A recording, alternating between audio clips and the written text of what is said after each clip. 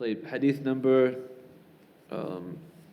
58 عن أبي هريرة رضي الله عنه قال رسول الله صلى الله عليه وسلم غزا نبي من الأنبياء صلوات الله وسلامه عليهم فقال لقومه لا يتبعني رجل ملك بدع امرأة وهو يريد أن يبني بها ولما يبني بها. So the Prophet ﷺ is telling us a story of the prophet from the prophets before him. May Allah have sent His blessings upon them. That he told his people, whoever Ghaza, like he was going out for battle basically. So he told his people, no one should follow me from the ones who, for example, have just recently got married and they want to start the life with their woman, their wife, their newlyweds basically. They shouldn't go out with me for jihad, right? They shouldn't go out for me for battle. وَلَا أَحَدٌ بَنَى بِيُوتًا لَمْ يَرْفَعْ سُقُوفُهَا, and nobody who has started building a house and they haven't completed their roof.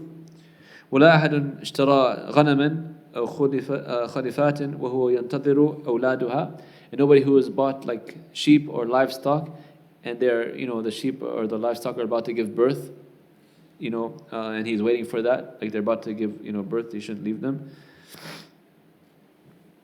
فغزا, so these are the people he exempted. He went out for battle. فدنا من القرية صلاة العصر أو قريبا من ذلك فقالت للشمس إنك مأمورة وأنا مأمور. So he went out for the battle and it got close, to the time that Asr was about to expire. And he told to the Shams, the sun, he said to you, the sun, you are ordered, you are commanded, and I am commanded. اللهم احبسها علينا فحبست حتى فتح الله عليه. So he made dua to Allah, oh Allah, hold the sun so they can pray on time, they won't be late for the salah. And Allah subhanahu wa ta'ala held the sun for them. فحبست حتى فتح الله عليه, until Allah opened it for him. فجمع الغنائم, so they won the battle and then they got all the spoils of war, the ghanima. فجاءت يعني النار لتأكلها فلم تطعمها. So he gathered the spoils of war. In the past, they were not allowed to keep the spoils of war. So when they got the bounties or the booty of war, a fire would come, like from the sky, and eat it up or destroy it. So as he gathered all the war spoils, the fire did not come. فقال إن فيكم غرور. So he said that verily in you are somebody who has stolen from the spoils of war, basically. فليبعني من كل قبيلة رجل. So he said that every tribe should give them bay'ah, right? He should come and give the pledge to the Prophet. فلزقت يد رجل بيده. So one of, after all the tribe, one man from each tribe would come to give him the bay'ah, shake his hand and pledge the allegiance. And one of the man from one of the tribes, his hand got stuck to the hand of the Prophet. فقال فيكم الغرور. And he said to him, in your tribe is the one who has stolen from the war bounties. فليبعني قبيلتكم. So he said, gather all your tribe, and all of them the men should give me the bay'ah, right? From the tribe to see who it was. فلزقت يد رجلين أو ثلاثة بيده. So 2 or 3 of the tribe men, their hands stuck to his hand. فقال فيكم الغلول. And the Prophet said to them, one of you is the one who has stolen from the treasures, right? From the bounty of war. فجاءوا برأس مثل رأس بقرة من الذهب. So they came with gold, like the head of a cow, basically, a big piece of gold. فوضعها فجاءت النار فأكلتها. So he put it with the other spoils of war, and then the fire came down and took all of the spoils of war. فلم تحل الغنائم لأحد قبلنا ثم أحل الله لنا الغنائم لما رأى ضعفنا وعجزنا فأحلها لنا. And the Prophet said that before us, the ghanima, the war spoils, was not halal for them, but Allah, after He saw our weakness and our incapability or incapacity, He made it halal for us, right, for the Ummah of Muhammad sallallahu alaihi wasallam. So in this hadith, we see that there are many lessons, inshallah. The main thing is that one of the points is that when you're doing ibadah, you should not be preoccupied, right? You should have your mind and your heart ready to do that ibadah. So in this case, they were going for jihad, which is a form of worship, ibadah. So he said the one who is newlywed, he shouldn't come. The one who is building a house, about to finish the house, they shouldn't come. The one who has like animals that are expected to deliver, they shouldn't come. Why is that? Isn't the ibadah of jihad greater than these things? Yeah, so maybe, like you said, you have started something, so it's good to complete what you started. But the main thing is because these particular situations, the person's heart and mind is preoccupied.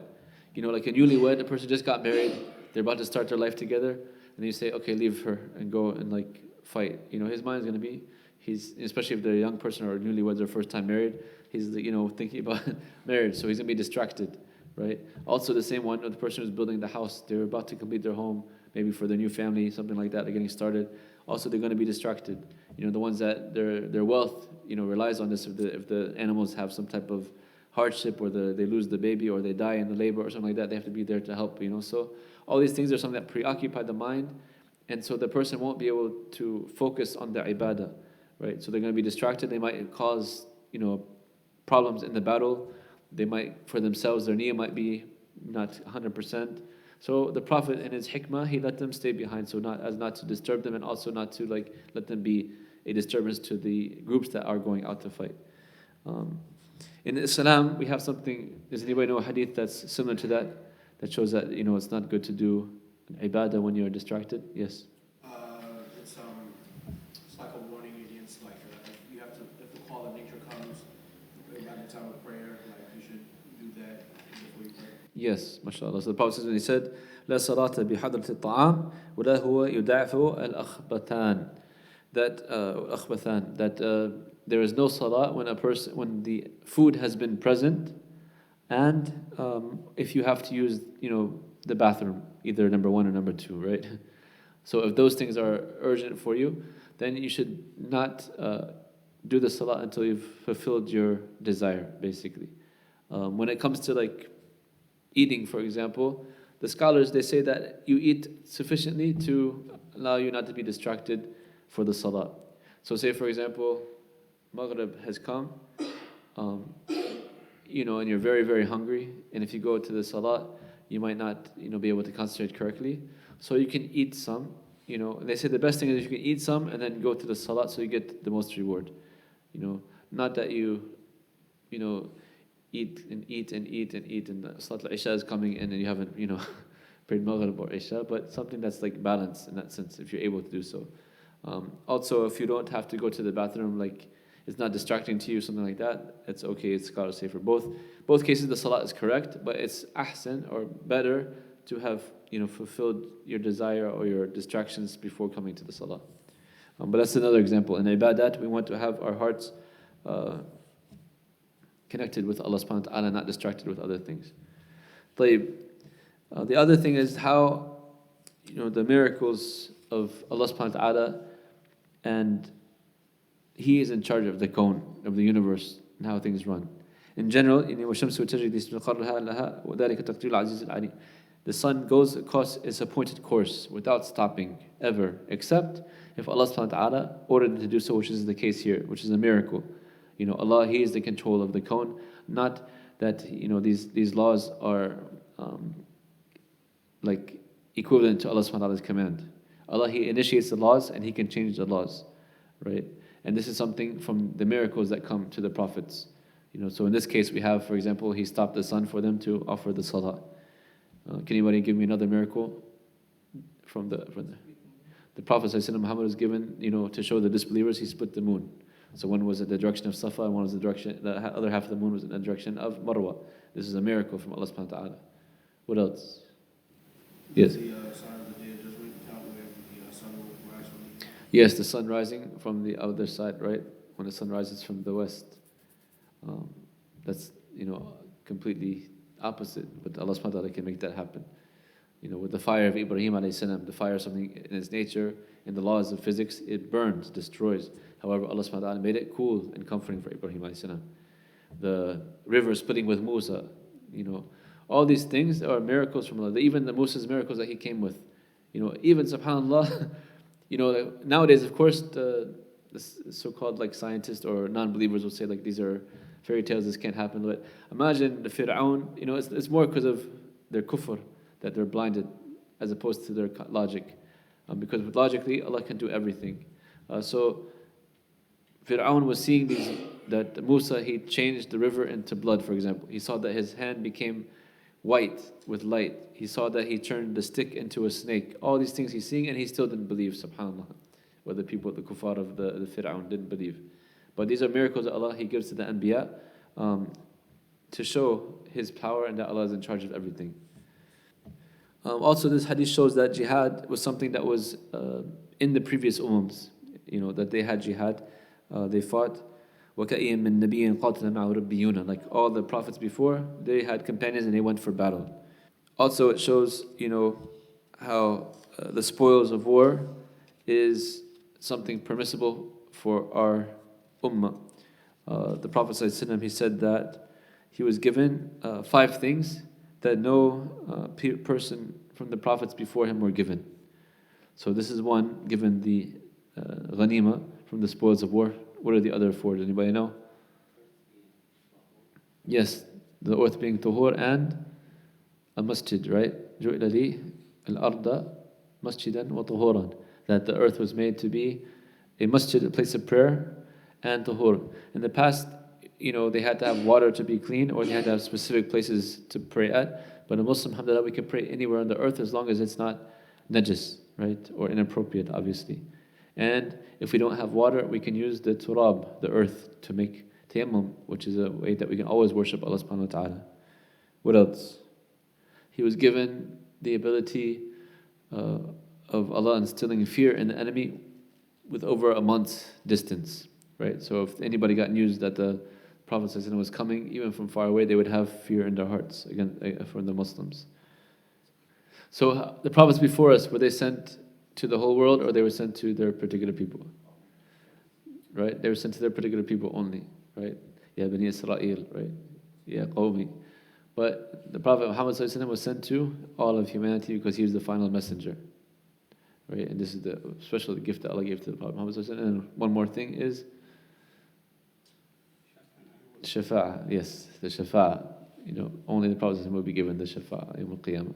I mean, in terms of studying the Yawm al-Qiyamah. So those are the 5 things the Prophet ﷺ was blessed with. From them is the ghanima.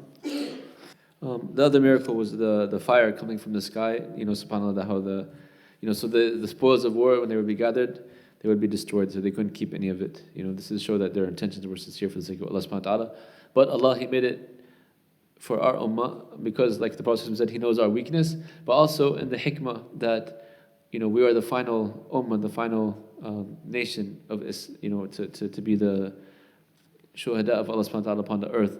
So these spoils were used to build the Muslim ummah and to spread Islam and to build foundations and to build universities and to build, masajid and to build societies. So there's a hikmah in it, subhanAllah, that Allah, He knew from, of course, before even creation, that this would be beneficial for the Muslims. What is the point of the sidq in this narration? So 2 points. Basically, the first part of the hadith, that we should be sadiq with Allah in our ibadah. We shouldn't be distracted, right? So that's why the Prophet, before the Prophet Muhammad exempted those people who were newlyweds or building a house or attending to their livestock, right? So it shows sidq with Allah in your ibadah, that we should always be sadiq with Allah in our worship. And then in our actions, the one who stole, that's a form of the opposite of sidq, right? With the people, sidq ma'an nas, they were doing, kadhib ma'an nas, because they were basically, the thieves are forms of liars, right? They're deceiving because they're taking something that's not theirs. So, inshallah, that's the sense of having having this hadith in the chapter of sidq. Some scholars say that the Prophet was Yusha ibn Nun, Joshua. Wallahu a'lam.